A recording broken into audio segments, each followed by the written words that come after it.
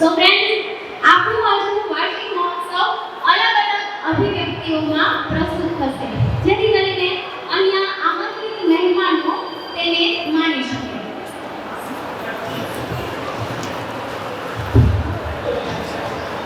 ફરી એક વખત અન્ય ઉપસ્થિત આમંત્રિત લોકોને થેન્ક યુ સો મચ તમારો પોતાનો કિંમતી સમય અમને આપવા માટે. ફ્રેન્ડ્સ, તમે બધા જાણો છો કે આપણા એરિયામાં ઘણી બધી સ્કૂલ છે, પણ આપણી સ્કૂલના ટીચર્સ જેવા ટીચર્સ ક્યાંય નથી, ફ્રેન્ડલી અને એજ્યુકેટેડ. આપણે બધા જાણીએ છીએ કે આપણા વિસ્તારમાં ટ્યુશન ફી જેટલી ફીની અંદર શિક્ષણ આપતી એકમાત્ર સંસ્થા એટલે કે સેન્ટ મીરા પ્રાઇમરી સ્કૂલ અનુભવી તેમજ સંપૂર્ણ રીતે શિક્ષિત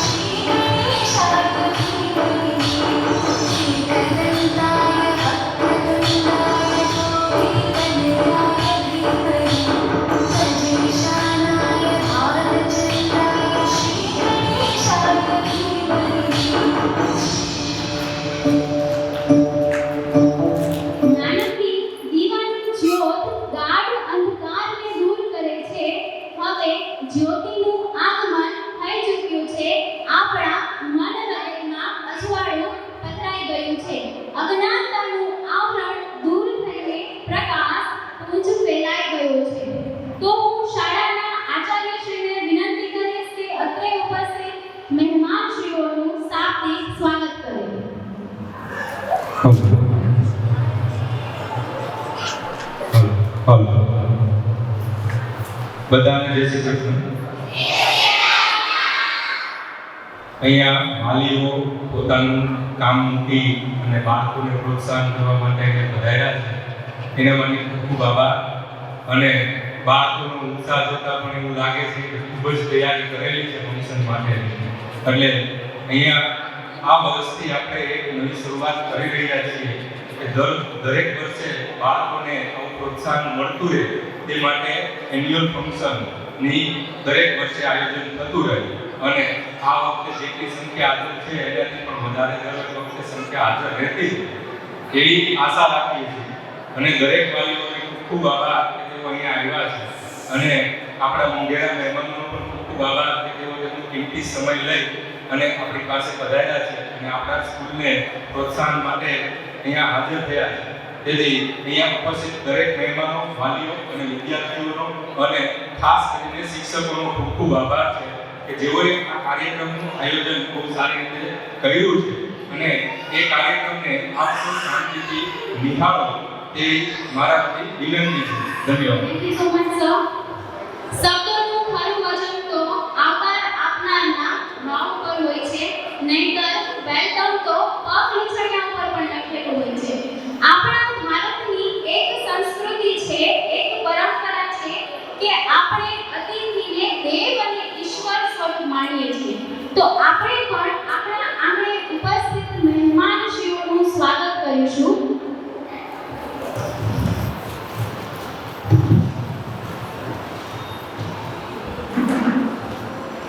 હું આપણી શાળાના એક ભૂતપૂર્વ વિદ્યાર્થીને વિનંતી કરીશ કે તેઓ આપણે અનિલભાઈ લાખાણીનું જે છે એ પુષ્પગુચ્છ દ્વારા સ્વાગત કરે.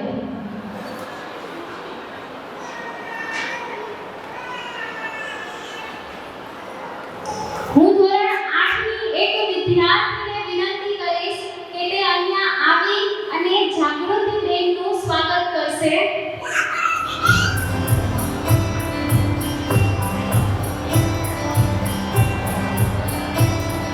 આપણે અનિલભાઈ લાખાણી અને જાગૃતિબેન લાખાણીને આઈ થિંક બધા ઓળખતા હશે.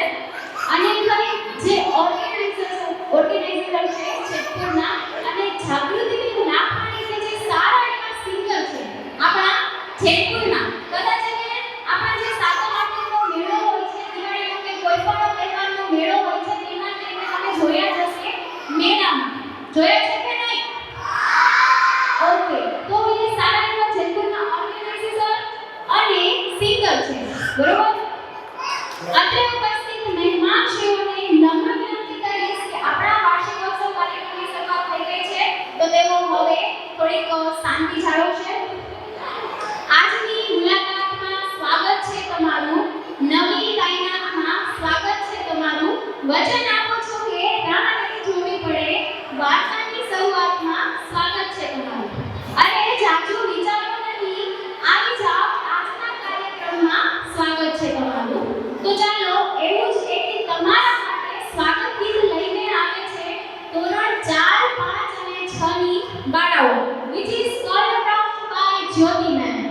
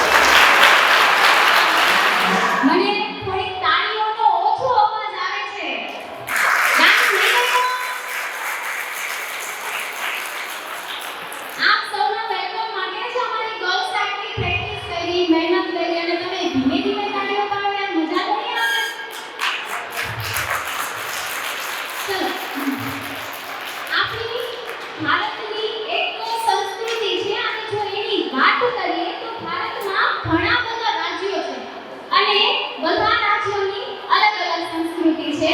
જેમ કે અસમમાં બિહુ ડાન્સ, કેરળમાં કથકલી, તમિલનાડુમાં ભરતનાટ્યમ અને આપણને પંજાબની તો ખબર જ છે શું થાય છે છોકરાઓ પંજાબમાં અને હવે જો વાત આવે આપણા ગુજરાતની અને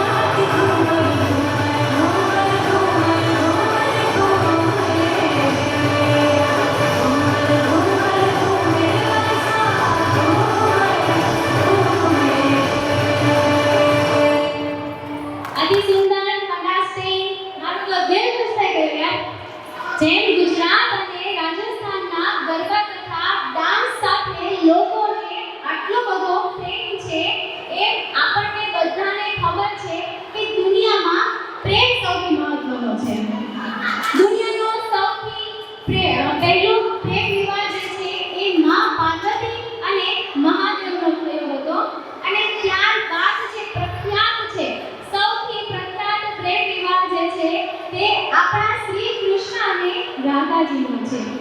તો જ્યારે શ્રી કૃષ્ણની બાંસુરી વાગે છે અને ત્યારે રાધાજી દોડતા દોડતા આવે છે અને બાંસુરીનો અવાજ સાંભળી તો આખું ગોકુળ જે છે એ પોતાના બધા કામ છોડીને આવી જાય છે અને શ્રી કૃષ્ણ અને રાધાજીની રાસલીલા જોવા માટે આવે છે. તો ચાલો આપણે પણ એ શ્રી કૃષ્ણ અને રાધાજીના એક ગીત ઉપર ડાન્સ જોઈએ.